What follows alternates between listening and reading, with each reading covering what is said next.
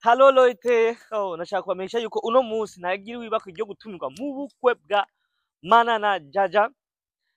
Ubwo bukwe rero akaba bavuze ati nyene ubudagi ati ntiwosigara nawe uzoze.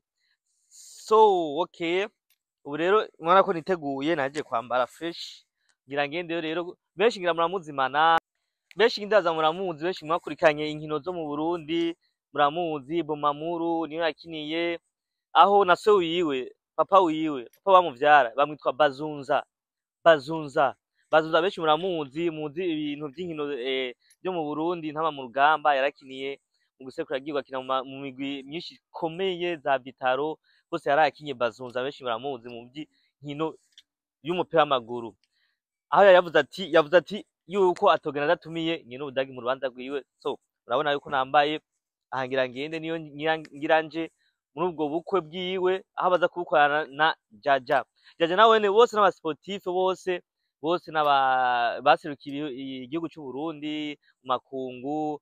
Madame wiwe araserukiye mu makungu ibintu vya tenisi vya golfe, ivyo byose ni ibintu yagiye araserukira hanze agiye gukinira igihugu cy'u Burundi. Numva rero bavuze ati reka kutagenda bantumiye ku mariage yabo, nanje rero nubona ko nanje ntavyoroheje ati n'abakusi cyangwa nyene nubona none. Ubu rero niyo ngiye rero aho nza kumurondera Mana, dukorana ikiganiro ambare uko yiyumva, ambare uko ubukwe bwiwe buza bwagenze. Ivyo byose ni ibintu tuza kumviriza mu kiganiro kiri imbere. So twagiye rero nkuko mubibona rero uno munsi nari ku bukwe bwa Mana na Jaja, niho narindi byari biryoshe cyane gose. Reka ndabajane ku bakoze ubukwe atwari uko byari bimeze. Ingo uwakoze ubukwe nguyu ngaha gusa mugeni we ntibari kumwe ariko sinzi aherereye. So nitani kuulize kitu kimoya leo ni harusi yako, nataka useme kwa gisi unajisikia na gisi vitu virendeka, maana ko useme mu madogo gisi vitu virendeka. Mwambie. Asante sana kunipatia neno. Cha kwanza naweza sema nashukuru kwanza Mwenyezi Mungu kuona tumefika paka kwa salama wote, na tumeanza sherehe kwa amani na tunamaliza kwa amani tena kwa furaha wote hapo. Feti imeendeka vizuri, watu ni wengi, tizama hata hapa kuna familia, kuna wajamaa, kuna marafiki wako hapa walikuja kunitizama. Mimi nasema kama ni kama upendo tu. Chenye kama upendo. Naona pendeza hii tuli uza ngapi vitu kama naona ni vitu vikali costume uliuza ngapi? Usiona kama tuna kokorde pamoja na mtoto wangu, lakini msiara ni vitu ya bei hivi. Siwezi nikavisemea hapa. Juu ni vitu ya bei, watasema kama nadanganya. Sasa tuambie majina yako na majina ya madami yako, na watu wanifuata wanataka kujua wenye walifa mariage. Mimi majina yangu naitwa Mana Bazunza.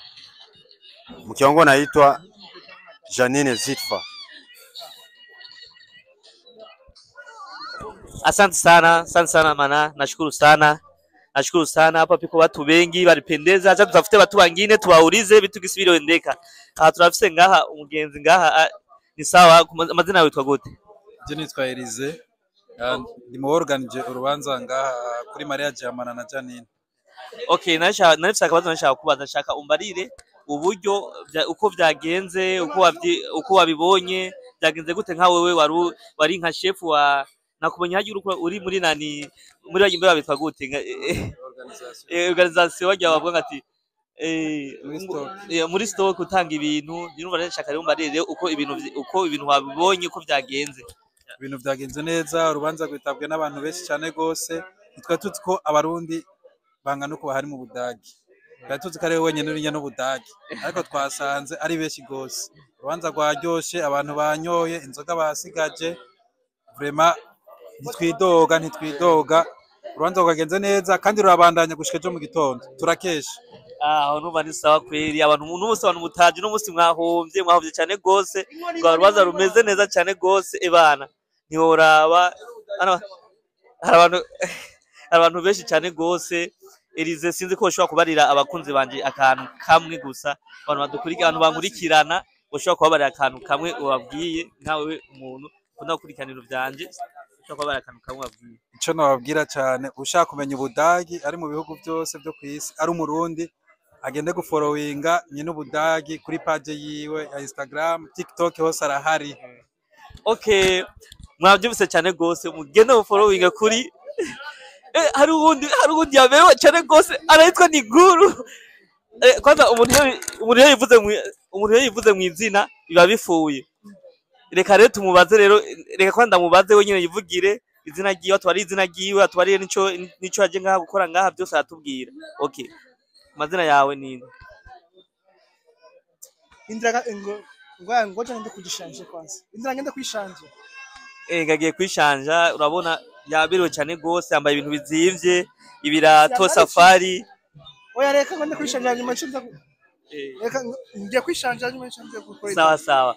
So reka shimira abantu bose twari turi kubona bikanye, murakoze cyane gose, nabakunda cyane gose. Tukubutaha mu following.